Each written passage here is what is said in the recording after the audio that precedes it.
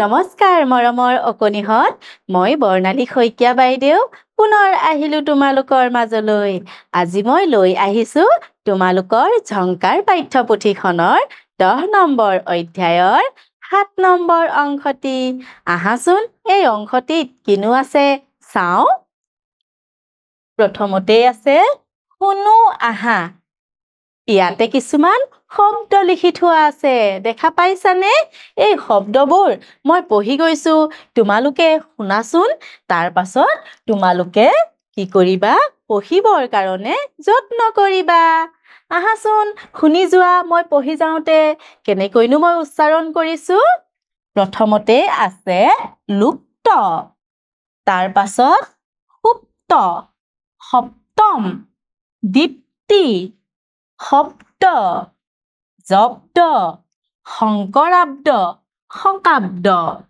শুনিলানে তোমালোকেও এনেদৰে পঢ়িবলৈ যত্ন কৰিবা মই আকৌ এবাৰ পঢ়ি দিছো তোমালোকে শুনি যোৱা লুপ্ত সুপ্ত সপ্তম দীপ্তি শব্দ জব্দ শংকৰাব্দ শকাব্দ এইবাৰ চাওঁ আহাচোন কিনো আছে জানো আহা ইয়াতে কি আছে যুক্তাক্ষৰ আছে আমি ইতিমধ্যে বহুত যুক্তাক্ষৰ শিকিলো নহয়নে ইয়াতনো কি যুক্তাক্ষৰ আছে চাওচোন আহা প যুক্ত প আৰু ত লগ হৈ কি আখৰ হৈ গৈ পয়তয় ত কি হ'ব পয়তয় ত তাৰ পাছত আছে ব যোগ দ্বয় দ বয়দয় দ কি হ'ব উচ্চাৰণটো বয়দয় দ তাৰ পাছত চাওঁ আহাচোন এই কেইটা যুক্তাক্ষৰ দুটা আমি উচ্চাৰণ কৰি চাওঁ আহাচোন কি হয় প্ৰথমটো ত তাৰ পাছত দ তাৰ মানে পয়তয় ত আৰু বয়দয় দ বুজি পাইছানে তোমালোকেও এনেদৰে মাতিবলৈ যত্ন কৰিবা এইবাৰ চাওঁ আহাচোন লগ লগাই লিখো আহা ইয়াতে দেখিছানে কিছুমান আখৰ আছে দেখিছা কি আছে তালব্য শ বৰ্গীয় জ তালব্য শ কা শকা এই আখৰ কেইটাৰ লগত এইটো বৈদব্য লগ কৰি কি কৰিব লাগিব লগ লগাই ইয়াতে শব্দ কেইটা লিখিব লাগিব আহাচোন আমি লিখি চাওঁ কিনো শব্দ হয় প্ৰথমতে আছে তালব্য শ আৰু বৈদব্য আমি ইয়াত লিখি চাওঁ আহাচোন কি হ'ব শব্দটো শ দ কি হ'ল বাৰু শব্দ তাৰ পাছত চাওঁ আহাচোন জ আৰু বৈদব্য আমি প্ৰথমতে লিখিম কি জ দ কি হ'ল জব্দ তাৰ পাছত চাওঁ আহাচোন খ কা দ কি হ'ল শব্দটো শকাব্দ নহয়নে এনেদৰে আমি তিনিটা শব্দ পালো নহয় জানো তোমালোকেও তোমালোকৰ পাঠ্যপুথিত এনেদৰে লিখি পঢ়িবলৈ যত্ন কৰিবা এইবাৰ চাওঁ আহাচোন পঢ়ো আহা ইয়াতে কেইটামান বাক্য দি থোৱা আছে আহাচোন বাক্য কেইটা পঢ়ি চাওঁ কিনো আছে শগুন এবিধ লুপ্তপ্ৰায় পক্ষী অভিধানত বহুতো শব্দৰ অৰ্থ পোৱা যায় বিনা সপ্তম শ্ৰেণীত পঢ়ে ইয়াতে আমি কি পাইছো শগুন এবিধ লুপ্তপ্ৰায় পক্ষী তাৰমানে কি কৈছে শগুন আমাৰ এতিয়া লাহে লাহে কমি আহিবলৈ ধৰিছে প্ৰায় কমি আহি একেবাৰে নগণ্য হৈ গৈছে সেইটো কাৰণে কৈছে শগুন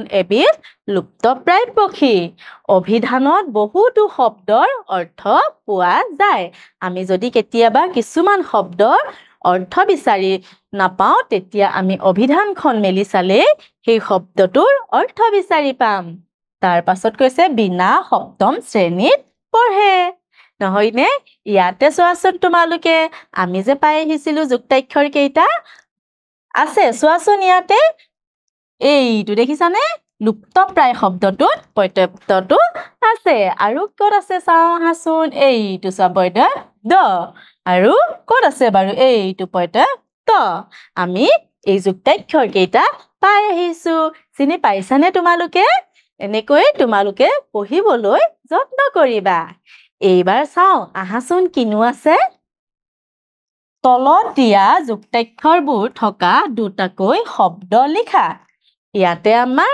দুটা যুক্তাক্ষৰ দি থোৱা আছে আৰু এই যুক্তাক্ষৰ কেইটা থকা দুটাকৈ শব্দ লিখিব লাগিব আহাচোন কি কিনো শব্দ হয় লিখি চাওঁ এইটো কি হয় ত গতিকে আমি এটা শব্দ লিখো কি লিখিম বাৰু আহাচোন লিখি চাওঁ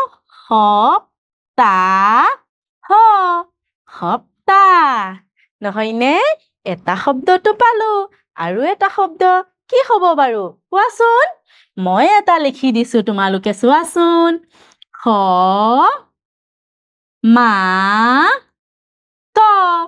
কি হল শব্দটো সমাপ্ত তাৰ পাছত চাওঁ আহা কি আছে বৈদব্য এতিয়া আমি ইয়াৰে দুটা শব্দ লিখিম আহাচোন চাওঁ লিখি কিনো পাওঁ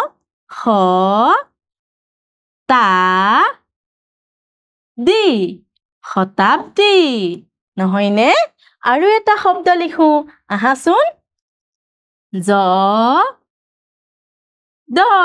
জব্দ এনেকৈ মই দুটা শব্দ লিখি দেখুৱালো আৰু শব্দ আছে তোমালোকে চাবাচোন এই শব্দ দুটাৰ উপৰিও আৰু এই যুক্তাক্ষৰ কেইটা থকা শব্দ বিচাৰি পোৱা নেকি চাবাচোন তোমালোকে এইবাৰ চাওঁ আহাচোন কিনো আছে পঢ়ো আহা ইয়াতে এটা দফা দি থোৱা আছে সেই দফাটো পঢ়োচোন আহা তাৰ আগতে চোৱাচোন এইফালে কি আছে 60 ছেকেণ্ড লিখি থোৱা আছে তাৰ মানে কি কৈছে 60 ছেকেণ্ড বা 1 মিনিটৰ ভিতৰত এই দফাটো আমি পঢ়িব লাগিব তোমালোকে চেষ্টা কৰিবা যাতে এই দফাটো 1 মিনিট সময়ৰ ভিতৰত পঢ়িব পাৰা আহাচোন কিনো লিখা আছে চাওঁ বৰ্তমান সময়ত মোবাইল ফোন এক প্ৰয়োজনীয় আহিলা ইয়াৰ সহায়ত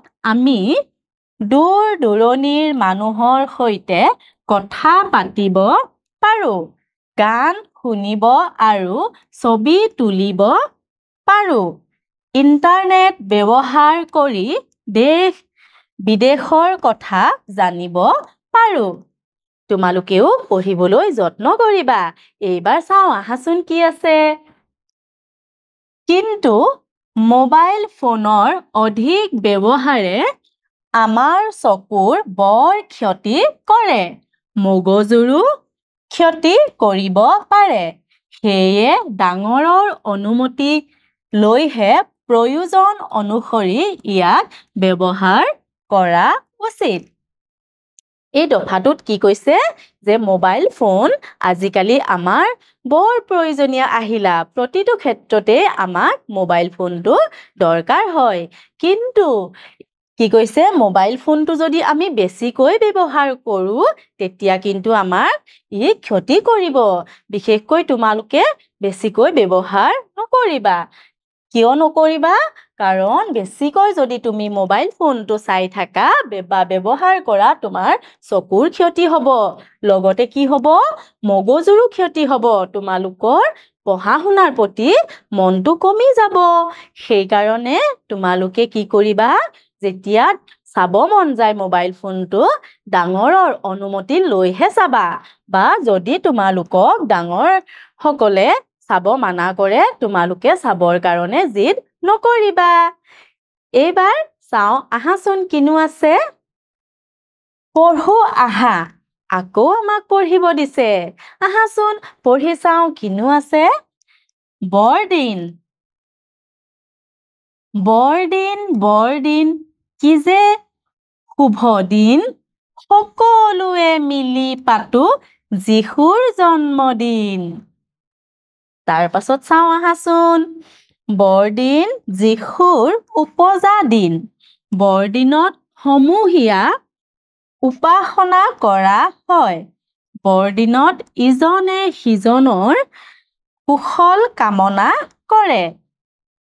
ইয়াত কি কৈছে? বৰদিন কি যে শুভ দিন। আমি কৈছে সকলোৱে মিলি পাতো যীশুৰ জন্মদিন, মানে যীশু খ্ৰীষ্টৰ জন্মদিনটো বৰদিন হিচাপে পালন কৰে। আৰু সেই তাৰিখটো কি জানানে? 25 ডিচেম্বৰ। এইবাৰ চাওঁ আহাচোন। আঁচ টানি মিলোৱা। ইয়াতে আমাক কি দিছে? যুক্তাক্ষৰ দিছে দুটা। দেখা পাইছানে? এই যুক্তাক্ষৰ কেইটা চিনি পাইছানে তোমালোকে? আমি পাই আহিছিলো, নহয়নে? আৰু এইফালে শব্দ দিছে। আমি কি কৰিব লাগিব? যুক্তাক্ষৰটো এইফালে যুক্তাক্ষৰ থকা যিটো যুক্তাক্ষৰত থকা শব্দ আছে, সেই শব্দটোৰ লগত আঁচ টানি মিলাব লাগিব। প্ৰথমতে কি আছে? লুপ্ত আছে। আমি ইয়াত চাওঁ আহাচোন, ক'ত আছে? এইটো লুপ্ত, হয়নে? মিলিছেনে? মিলিছে। তাৰ পাছত চাওঁ আহাচোন, এইটো দ আছে। গতিকে ক'ত মিলিব? এইটো শব্দ, নহয়নে? এইবাৰ চাওঁ আহাচোন। বৰদিন যীশুৰ উপজা দিন। এই বাক্যশাৰী সঁচানে মিছা বাৰু? বৰদিন যীশুৰ উপজা দিন হয়নে? হয়। ইয়াতে কি আছে? কত সঁচা আৰু খত মিছা। গতিকে আমি শুদ্ধ চিনটো ক'ত দিম? কত, নহয়নে? মৰমৰ অকণিহঁত, এই অংশটি নিশ্চয় বুজি পালা। আগন্তুক দিনত এটি নতুন অংশ লৈ পুনৰ আহিম তোমালোকৰ মাজলৈ। গতিকে আজিলৈ ইমানতে সামৰিছো। ধন্যবাদ।